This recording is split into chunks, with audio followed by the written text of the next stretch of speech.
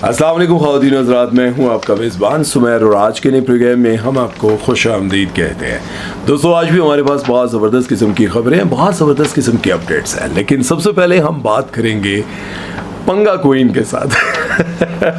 पंगा क्वीन इसलिए कह रहा हूँ क्योंकि अलीज़ा शाह जो है वो आराम से टिक कर नहीं बैठती भाई। चाहती हैं कि कुछ ना कुछ मैं करती रहूं, कुछ ना कुछ मैं किसी ना किसी को छेड़ती रहूं ताकि कोई ना कोई कंट्रोवर्सी बनती रहे और बातें होती रहें। काम में मैं इन हो ना हूं, लेकिन सोशल मीडिया पर मेरे बारे में कोई ना कोई बात करता रहे। अच्छा, अलीज़ा शाह आपको पता है हर किसी के मामले में टांग अड़ाती हैं और पहले भी कई बार ये सब कुछ कर चुकी हैं। पहले नई सिंगर जोहा वसीम का गाना जो कि बहुत फेमस हुआ था, उसकी नकल उतारी नाक बंद करके। आपका ही कहना बनता, कह दो ना। उसके जवाब में जोहा वसीम ने कहा कि ये बस जेलस हो रही है। उसके बदले में अलीज़ा ने बहुत बदतमीजी की, बहुत बड़ी कंट्रोवर्सी बनी।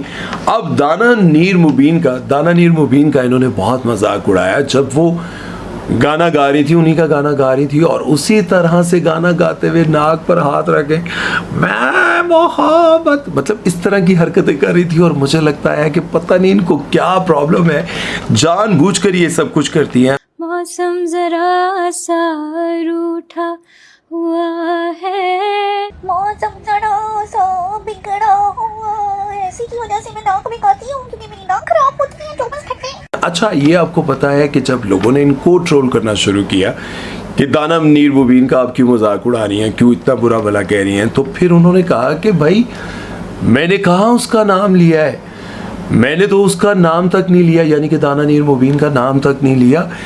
ये सारा जो पंगा कर रहा है उनका मैनेजर कर रहा है, ये कंट्रोवर्सी उनके मैनेजर ने बनाई है जिसका नाम है उमर मुख्तार।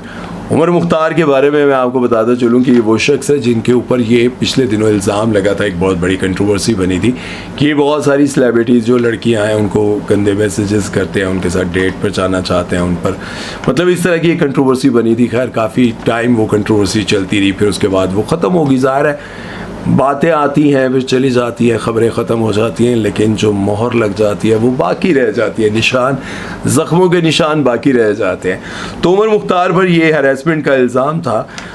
अलीज़ा ने कहा कि मैंने इस बंदे को 5 साल पहले हायर किया था। ये बंदा जो है अब दाना नीर मुबीन का मैनेजर है। इस बंदे को मैंने 5 साल पहले हायर किया था और 5 साल पहले मैंने 1 महीने के अंदर ही इसको चेक करके इसको मैंने निकाल दिया था और मुझे पता था कि ये शख्स किस लेवल का है, क्या हरकतें करता है।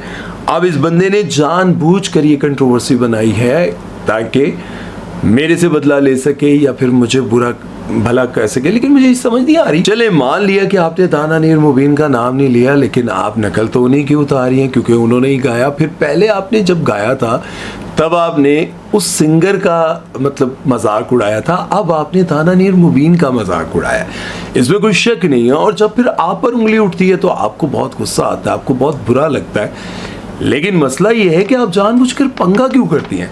इसके साथ आपने ये भी कहा कि माना कि आपकी फिल्म नहीं चली, लेकिन इसका ये मतलब तो नहीं कि मुझे कंट्रोवर्सी में घसीट दो। खैर लोगों का कहना है कि भाई दाना नीर मुबीन का मजाक आपने उड़ाया है और आपको ये सब कुछ नहीं करना चाहिए। मुझे समझ नहीं आती है अलीज़ा, आप इतना अच्छा काम करते करते इतनी समझदार हैं, आपको होता क्या है कि आप एकदम से लोगों को छेड़ने लग जाती हैं, आप जानबूझ के करती हैं, शरारतें करती हैं। चलें आप शरारत भी करें, थोड़ा हंसी मजाक में कर लें ताकि आप इंजॉय करें और दूसरा बंदा भी आप पर गुस्सा ना हो।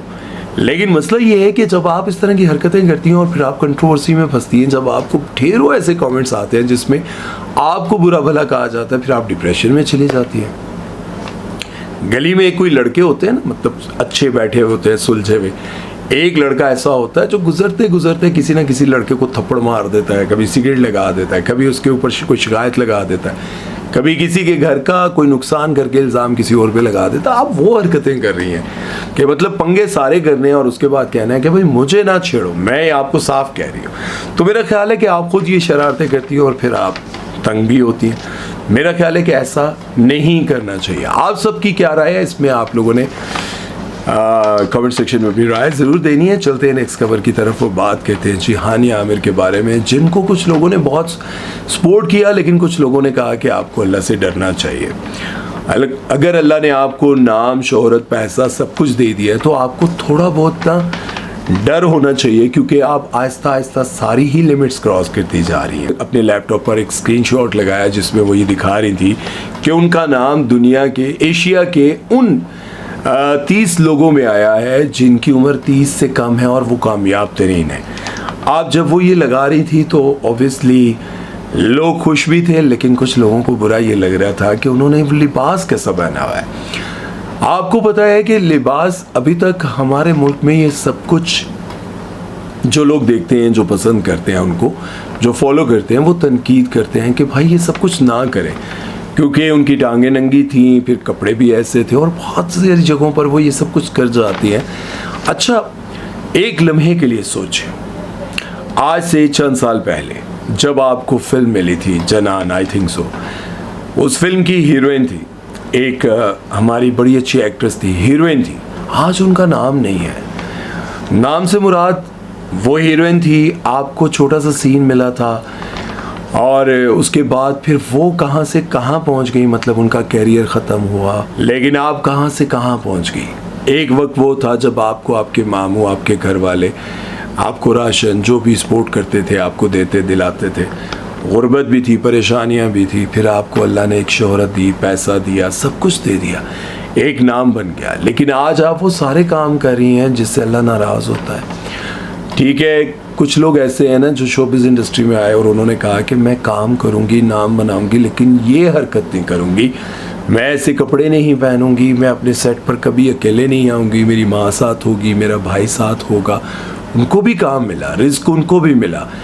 और वो लोग भी हैं जैसे माइकल जैक्सन थे, जिनको पाकिस्तान में नहीं पूरी दुनिया में जाना जाता है। उन्होंने पैसा नहीं, दौलत कमाई, दौलत के साथ साथ वो शोहरत कमाई कि जब वो स्टेज पर आने वाले होते थे लोग चीखें मार मार के रोते थे उनको देखने के लिए, उनको सुनने के लिए। जो लोग सुनते थे पागल हो जाते थे।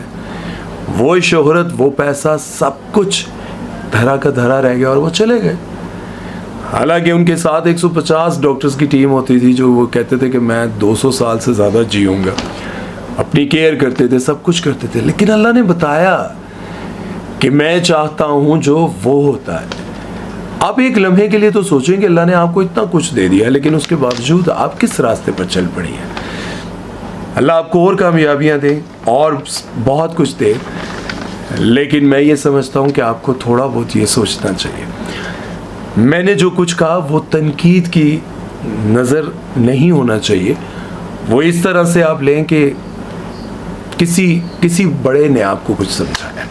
एडा बड़ा तो नहीं है, लेकिन चलो बड़ा ही समझ लो। अल्लाह आपके लिए आसानियाँ करे। खैर, चलते हैं नेक्स्ट खबर की तरफ, बात करते हैं जी किंजा हाशमी के बारे में। अभी उनका रिसेंटली एक पॉडकास्ट आया, एक इंटरव्यू आया जिसमें उन्होंने बड़ी हैरान कुन बातें बताई। और जैसे कि मैं आप सबको बताता हूँ कि शोहरत के साथ साथ कुछ ऐसी चीज़ें भी आती हैं जो इंसान बर्दाश्त नहीं कर पाता और हैरान भी होता है। इसी तरह से उन्होंने बताया कि कुछ फैंस ऐसे थे, मतलब आप सुनकर हैरान होंगे कि एक उनकी ऐसी फ़ैन थी जो कि पाकिस्तान में नहीं थी, कहीं बाहर थी, और वो उनसे बात करना चाहती थी और उनसे मिलना चाहती थी। आहिस्ता आहिस्ता उन्होंने इस तरह से उनके घर के नंबर निकलवाए, घर में काम करने वालियों के नंबर्स निकलवाए और उनसे घर की एक एक चीज़ के बारे में पता करवाया, इवन की मेडिसिन, कपड़ों के बारे में, खाने पीने के बारे में, हर चीज़ के बारे में।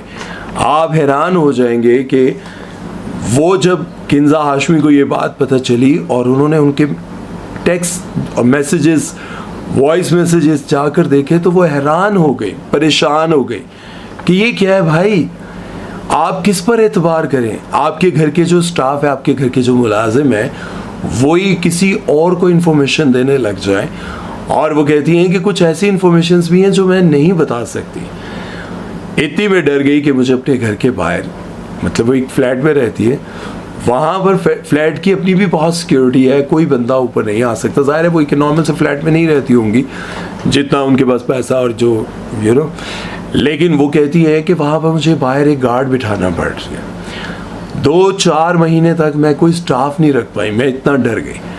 उसके साथ साथ वो कहती हैं कि एक और भी फ़ैन जो कि मेरे फ्लैट के नीचे आया और वो चाह रहा था कि मैं मिलूं, उसने कहा जी मैं मिलना चाहता हूँ, उन्होंने मुझे बुलाया हुआ है। मुझे कॉल आती है, मुझसे पूछा जाता है कि हाँ भाई ये कोई शख्स से आपसे मिलना चाहते हैं। तो मैंने कहा तस्वीर भेजें। जब तस्वीर भेजी मैंने कहा नहीं भाई मैं तो नहीं जानती, मुलाकात नहीं हुई, नहीं मैं मिल सकी। लेकिन इससे भी ज़्यादा हैरान कुन ये था कि मैं एक सेट पर पहुंचती हूँ, सेट पर पहुंचने के बाद जैसे ही मैं वैनिटी वैन का दरवाज़ा खोलती हूँ, अंदर जाती हूँ, एक शख्स खड़ा है जो कहता है कि मुझे आपसे मिलना है, आपसे बात करनी है। मैं हैरान हो जाती हूँ कि भाई कौन है ये शख्स, क्यों है, मैं तो इसको जानती नहीं हूँ। खैर उसको कर कर आके वहाँ से वैनिटी वैन से बाहर निकाला जाता है और मैं अपने मोबाइल पर अचानक मेरे दिमाग में आता है कि ये कौन सा वो शख्स है, ये कौन शख्स था, इसको कहीं देखा है।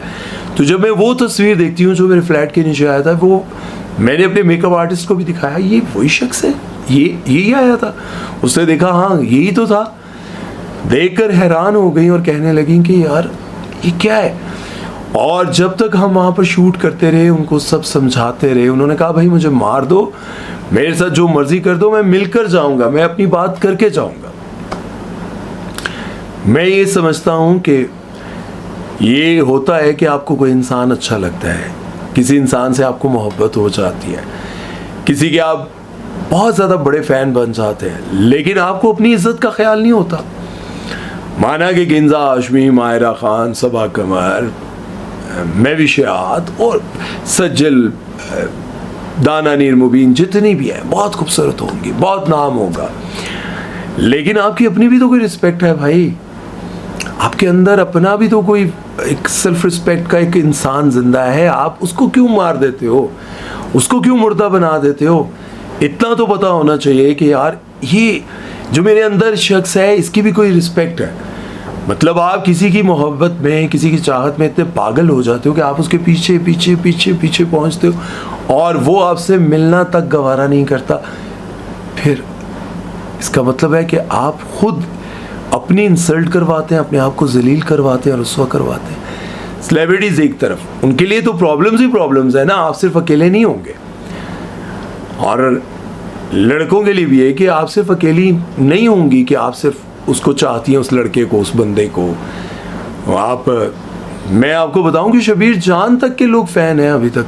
मतलब शबीर जान बड़े स्टार हैं, लेकिन एज उसके बावजूद लोग उनसे अभी तक प्यार करते हैं। महमूद साहब से बहुत लोग प्यार करते हैं सब, लेकिन ऐसा तो नहीं है कि यार आप लोगों की अपनी कोई इज्जत नहीं है। मैंने बहुत सारे इंडियंस तो आपको पता है ना, वो वीडियोस बना रहे होते हैं साथ साथ, ये पापा पारसी जो भी क्या कहते हैं उनको, सर वो हर जगह पर होते हैं, तो वीडियोस बना रहे होते हैं, कुछ आगे जाते हैं उनको गार्ड धक्का दे देता है, मुंह से ऐसे पकड़ के मुंह करके पीछे करता है। ये सारी चीज़ें होती हैं। तो भैया आप अपनी रिस्पेक्ट को देखो। और दूसरा ये देखा करें कि ये जो सेलिब्रिटीज़ होती हैं इनके लिए खौफ फैल जाता है, उनके लिए दिल में डर पड़ जाता है, क्योंकि सेलिब्रिटीज़ अपने साथ गार्ड्स नहीं रखते। और जब आप इस तरह की पुरस्कार किस्म की हरकतें करते तो वो लोग डर जाते हैं कि अब हम किधर जाएं, क्या करें। तो मेरा ख्याल है कि ये सब कुछ नहीं करना चाहिए। उम्मीद है कि आज की ये बातें, खबरें आप लोगों को अच्छी लगी होंगी। अपना बहुत सारा ख्याल रखिएगा, दुआ में याद रखिएगा। सुमैर चौधरी को दीजिए इजाज़त। अल्लाह हाफ़िज़।